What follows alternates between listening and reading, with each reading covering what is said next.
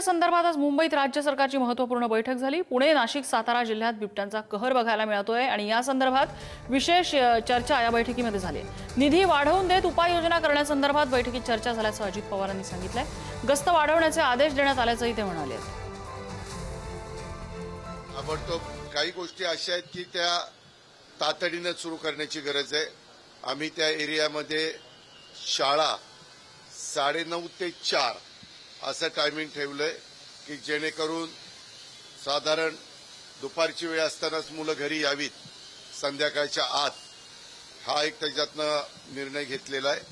दुसरं म्हणजे तिथले पिंजरे आणि बाकीच्या कामाला जसं पुण्यामध्ये 11.5 कोटी रुपये दिले तसं अहिल्यानगर, नाशिक आणि त्या सगळ्या भागामध्ये जो काही निधी लागेल तो तातडीने उपलब्ध करून देण्याच्या बद्दलच्या सूचना देण्यात आलेल्या आहेत।